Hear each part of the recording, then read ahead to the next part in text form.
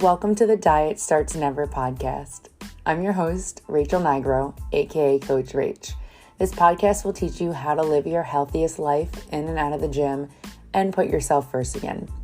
Oh, and we get long-lasting results here.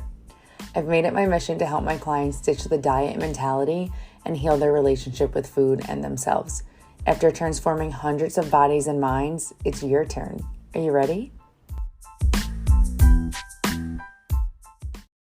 What's up, my friends? Welcome back to a brand new episode of Diet Starts Never. We're here for episode 38, From Fad to Friend, Making Peace with Carbs and Building a Nourishing Relationship with Food. I think for anybody who has struggled with weight loss, this episode is going to hit home a little bit. So we're going to jump into it in a minute. But first, I just wanted to say sorry for missing last week's episode, saying sorry, but not really meaning sorry. I was away in Mexico for a full 7 days and I just soaked up the sun. My phone didn't even work. My mom tried to fix it for me because we're on the same account, and she was like, you have to call and get it fixed. I was like, you know what? I'm good. I literally, when I left the resort or when I wasn't on Wi-Fi, I had no service and it felt so good. This was like one of the first trips I have taken since starting my business almost 4 years ago this August without a laptop. And there will definitely be more of those in the future. But anyway, let's jump into today's episode.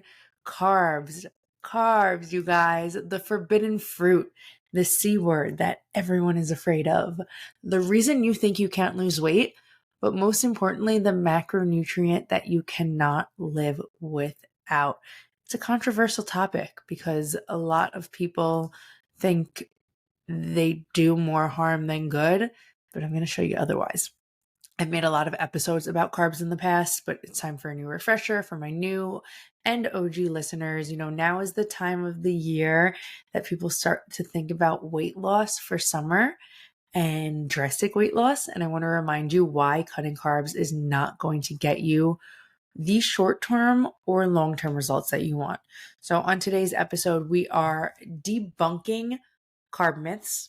We're exploring the science behind their importance and discussing how to foster a healthy relationship with food.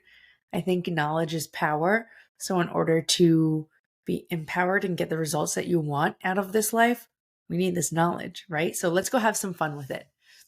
Part 1, the Fad Trap, I'm calling it. We're going to talk all about the popular low-carb diets and why they have made such an impact on your life, or why you've heard about them for majority of your life. So low carb, I want you to think Atkins, Keto, sometimes the paleo diet. For this example, we're going to talk about the Atkins diet. I think this information is just cool. It's history. It's part of diet culture, unfortunately, but I want you to know why society is where it's at when it comes to carbohydrates and just different types of diet in general. So the Atkins diet, it is a popular low-carb eating plan. It was developed in the 60s by heart specialist Robert C. Atkins. The diet restricts carbs while focusing on proteins and fats. Sounds easy enough, right? So the purpose of the Atkins diet, it's claimed to change your eating habits, to help you lose weight and keep it off. The Atkins diet also says it's a healthy, lifelong approach to eating, and it starts you out with a very low eating plan, like less than 20 carbs per day. It's actually credited for starting the low carb trend, so thank you, Mr. Atkins. Now, what people tend to not read in the fine print of the Atkins diet is because they see like, oh my God, this amazing plan, it's going to get me such great results so quickly, right? How bad do you want results if you're going to have side effects like headache, dizziness, weakness, fatigue, constipation? I think constipation is the absolute worst. Call me crazy compared to dizziness, but you get what I'm saying. So that's not just the short term, but the long term side effects. Some very low carb diets also restrict carbs so much that they cause you not to have enough nutrients or fiber hence the constipation and health problems and diarrhea and nausea. It's also possible that restricting carbs to less than 20 grams a day, the level, like I said, recommended for phase 1, can result in ketosis.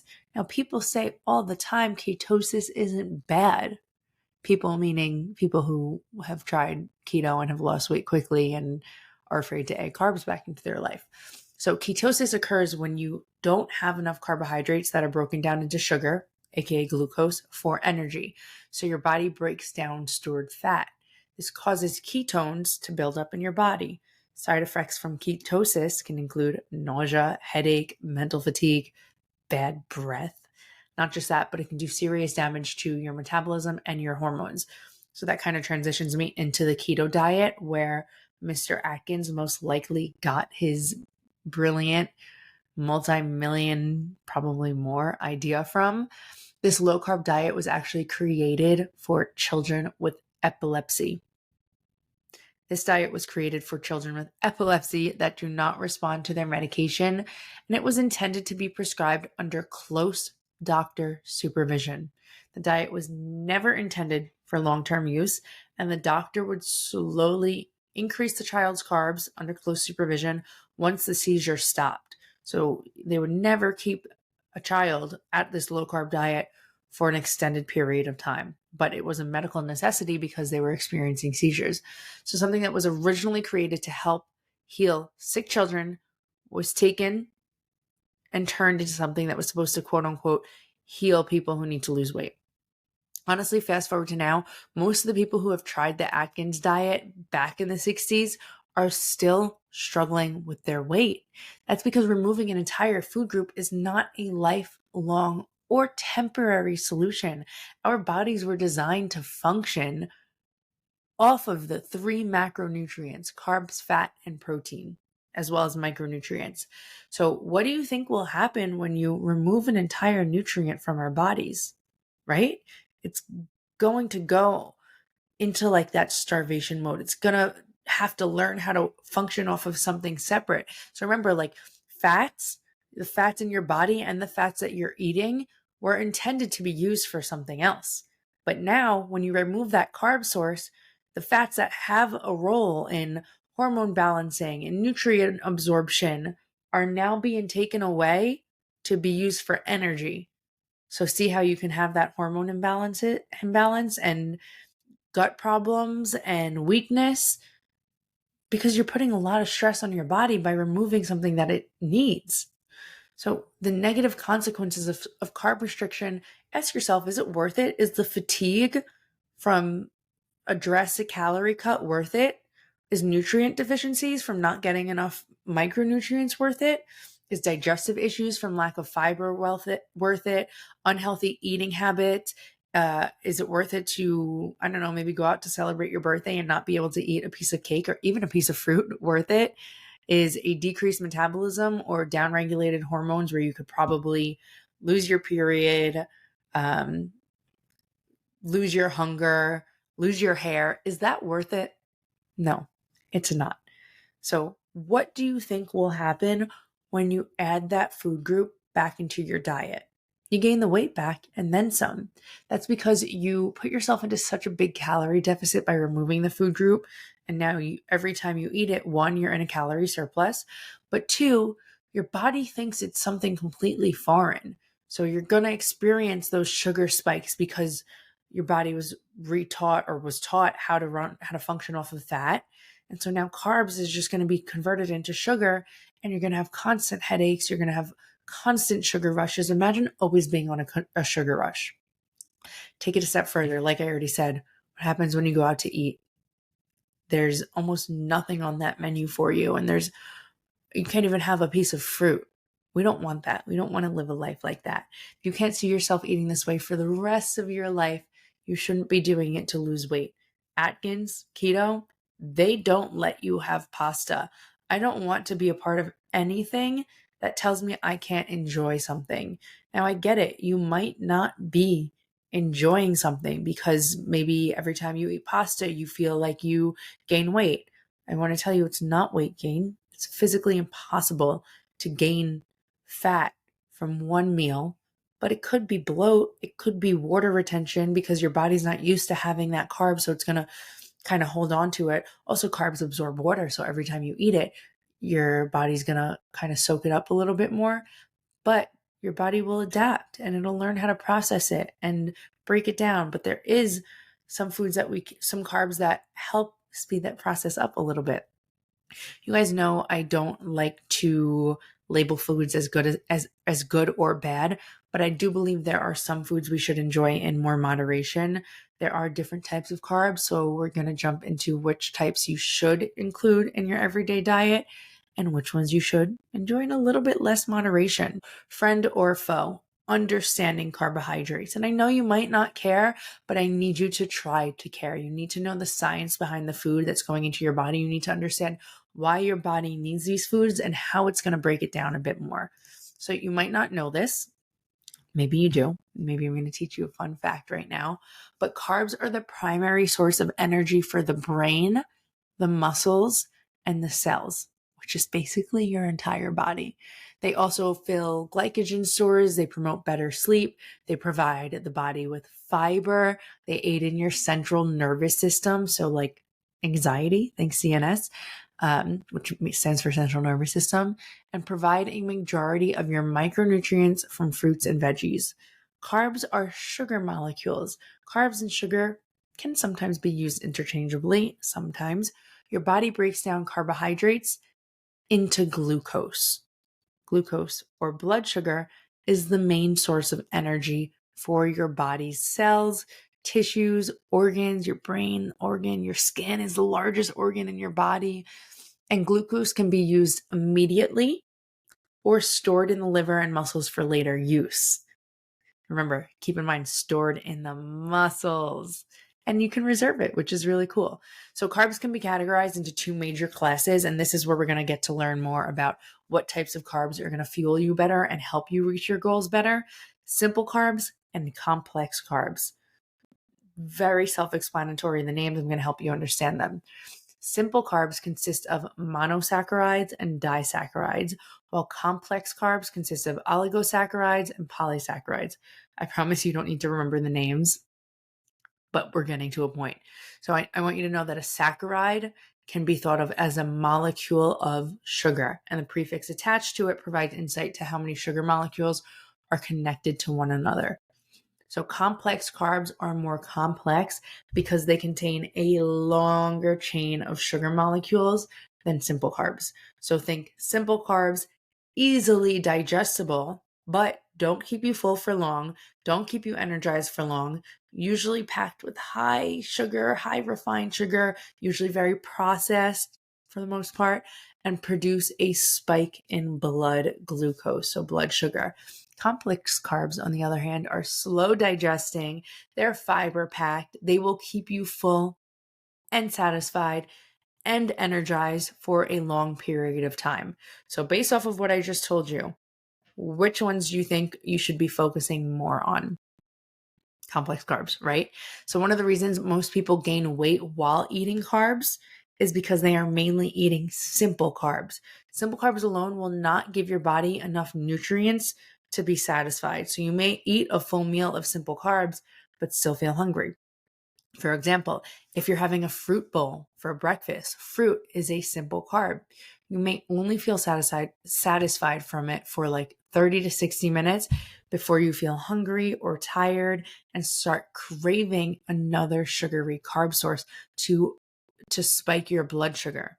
Versus if you're having a full serving of oats that is a complex carb, this will keep you fuller for longer. It'll keep you energized for hours on end.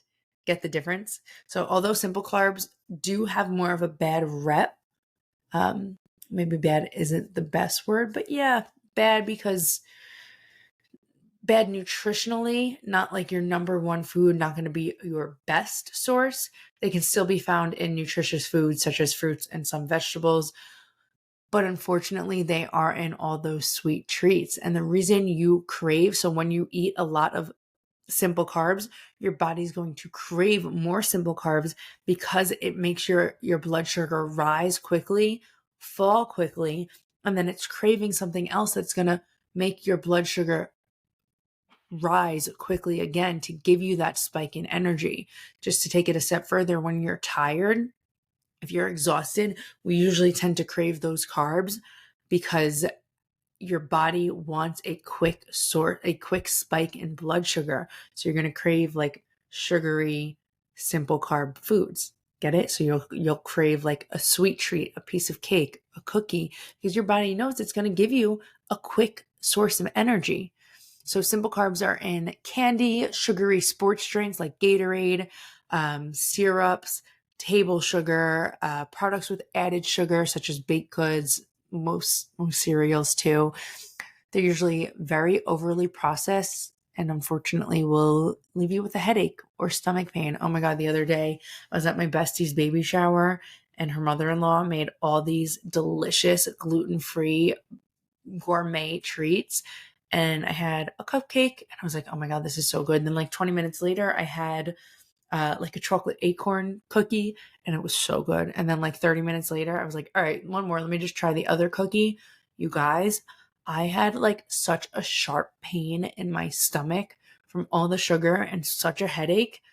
And like, yeah, I don't think that food made me gain weight. I know it didn't, but like, it made me not feel good. It made me not be able to be present at my friend's baby shower. It made me a little cranky. It made me a little dehydrated. And that leads to more food guilt than anything for me because I want to feel good all the time. Let's move back to complex carbs. They are definitely more nutrient dense because of the high fiber they offer. They're in whole grains such as brown rice, barley, oats, buckwheat. I don't know who eats barley. If you eat barley, like I eat it once a year, like when my mom cooks it for the Jewish holidays, but I think it's so good. Maybe I should eat more barley. Buckwheat too. Like, let me know if you're somebody who eats barley and buckwheat and how you cook it. They're in refined grains such as white flour, white bread, white rice. White rice is kind of on the fence between simple and complex. Um, Vegetables, beans, legumes, nuts, they're all examples of highly nutritious sources of complex carbs. Pro tip, the nutrients are on the skin of the vegetable. So before like peeling those potatoes to cook them, try cutting them up into smaller pieces so they cook faster and leaving the skin on so that you're not losing any nutrients. So now that you know more about the different carb sources, you can kind of understand how they provide different energy and nutrients and how different foods may affect your energy and how they can affect your blood sugar and satisfaction. So again, like simple carbs aren't going to leave you satisfied. They may fulfill a craving, but they're not going to make you feel full. As opposed to complex carbs, yeah, maybe they're a little bit more boring. You just need to learn how to dress them up a bit more, but they are going to keep you full for long. They're going to fuel your workouts. They're going to fuel your muscles way better. Also keep in mind that your carb intake plays a really big role in your gut health. And then your gut health plays a really big role in your mental health, mind-gut connection. And then your gut health also plays a really big role in your immunity. I think it's like 80 to 90% of your immune system lives in your gut. Anyway, I'm rambling. If you cut out carbohydrates, you're cutting out fiber, which means you won't be able to go to the bathroom, which leads to serious bloat and discomfort. And if you are filling up on simple carbs with less fiber, it can kind of cause the same reaction.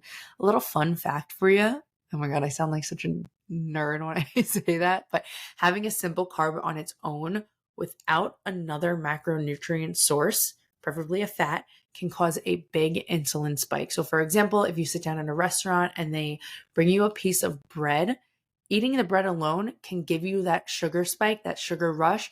But if you pair it with oil or butter, your body will be able to actually absorb the nutrient and it will avoid that spike in insulin. Get it? So remember, cutting out part of a food group that you may enjoy is not going to get you results. So if you completely cut out simple carbs, I mean, there you're completely cutting out fruits, but like you don't need to cut out the baked goods. I just want you to enjoy them in less moderation because they're not going to fuel your body how it should be. Restriction always leads to overindulgence. My suggestion, enjoy complex carbs as your main source and enjoy simple carbs in less moderation. Again, don't remove it. All right, moving on. Part 3, building a nourishing relationship with food. The reason we're all here. I hope, maybe.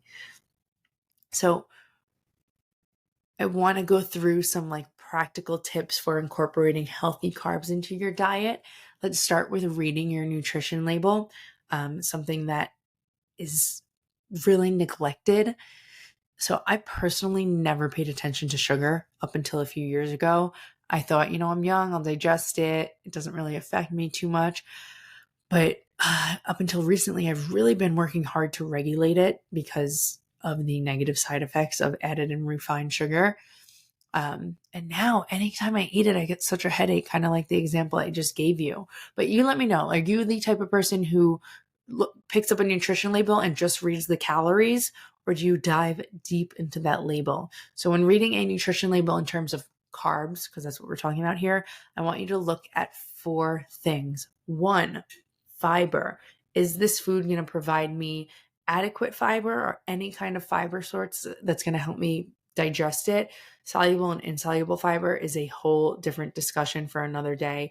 But for quick, I want you to think soluble equals binding.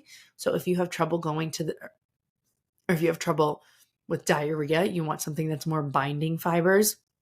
It's not going to tell you that on the label, but actually, I can give you a little bit more example here. And then I want you to think insoluble is loosening. So if you have trouble going to the bathroom, you need insoluble fiber that's not going to absorb water and it's just going to pass right through your system. Think anything that's overly processed is soluble. It's going to constipate you. Think fruits, veggies, insoluble. It's going to help you go to the bathroom. So number 1, we're going to look at that fiber content on there. Number 2, added and total sugars. So I want you to look at the total sugars in something. If it has like 30 grams of sugar, I think like the RDA is like 60 to 70, which I think is a little bit high personally. And RDA is recommended daily allowance of sugar. If it has like 30 grams of sugar, you're really going to have half your sugar in one sitting. And then 2, added sugars. So if something has 10 grams of total sugar and then 9 grams of added sugar, you can see that majority of that sugar is something that's refined and processed, overly processed, as opposed to if it has 10 grams of sugar and 0 grams of added sugar, you can tell it's a more whole food source. Number 3 is total carbohydrates alone, but in comparison to fats and protein as well. I want to make sure that there's a good ratio. If you're just looking at something for a carb source alone, like to add value to complete a meal with rather, so for example, like oatmeal, you can see, okay, that's about 40 grams of carbs, low fat, low protein, but I'm going to add my own protein and fats into it. Great. But if you're looking at it as like a meal replacement, a protein bar, then you want to have a good ratio of fats to protein to carbs. So if there's more fats than there are carbs in it, probably not going to fuel you best. If there's low protein to carbs, and again, probably not going to fuel you best. We want a nice balanced a nice balanced thing. I was thinking protein bar, nice balanced meal. But it depends on what your goal is. And number 4 is the ingredients list. If you can't pronounce it, it shouldn't be going in your body. Just read your ingredients, see what's in there, see how whole the food is, see if there's like added fructose, if there's added sugars that you don't want. If you guys want to know more about reading labels, let me know. I could go deep into it, but I think it's a little overwhelming and I don't want to get too far from the message of this episode. So like I said, knowledge is power, right? My goal with providing you with this knowledge is to empower you to make healthier choices for your body and your goals. With that in mind, I know it can still be scary, so I want to give you some tips to help you overcome carb fear rather, and develop a mindful approach to eating. Number 1, let's start slow. If you're eating low carb now, start by adding half to a full serving of carbs to at least 2 of your meals every day. I want you to focus on complex carbs, specifically whole grains and starchy veggies. So think potatoes, squash, those are going to fill you up. You're going to get a big bang for your buck with them too. Potatoes, for example, are very high volume. So you could eat 2 cups of potatoes. I don't know why I said that's so weird. It's going to equal about the same as 1 cup of rice. So if you're in a calorie deficit, that's going to be the better option for you to keep you fuller for longer, high volume. I want you to learn how many of each macronutrient your body needs. The amount of carbs my body needs is going to be different than the amount of carbs that your body needs. Also, because I train my body to function properly off of carbs, to have a healthy relationship with carbs, which is what we're getting you up to.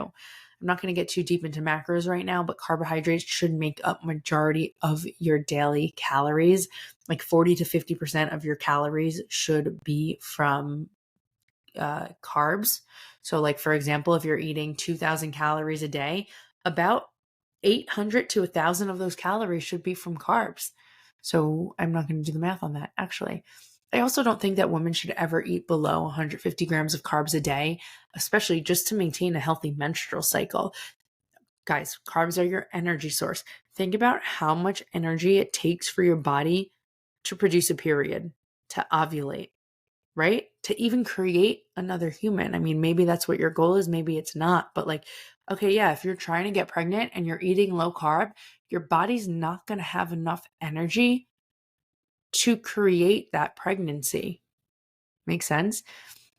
Let's move on to tracking food. So when tracking food, instead of looking at something, instead of looking at it as something that is tedious and time consuming, I want to encourage you to look at it as an opportunity to fuel your body and make sure you're getting enough nutrients, not restricting calories. The proof is in the pudding, y'all. Not one of my clients eats low carbs. And my goal with my clients, number one, is to get them healthy, but number two is to help them reach their goal.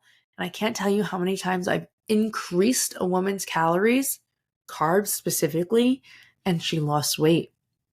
Most importantly, don't compare yourself to others. What you see on social media isn't always real. I work really hard to keep my social media as like full transparency, open and honest. Every single body is specific and individual. Someone who preaches low carbs and maybe is very thin may have an underlying condition that they don't share about, or maybe they have wild genetics. If you know something is unhealthy but may get you weight loss results, are you seriously willing to sacrifice your health, your life, willing to cut years off of your life just to rush some weight loss when you can still get results by taking the slow and sustainable way and building a healthy and mindful relationship with your body, with food? And then lastly, before a meal, ask yourself, how is this food going to make me feel? Do that mentally and physically. How is this food going to fuel me? How can I add more value to this meal?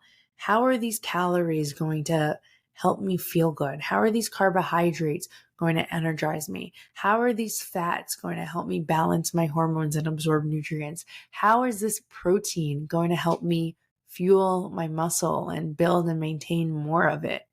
Great questions to ask, because then you can go into that meal being more mindful and being more appreciative of the food you're putting in your body.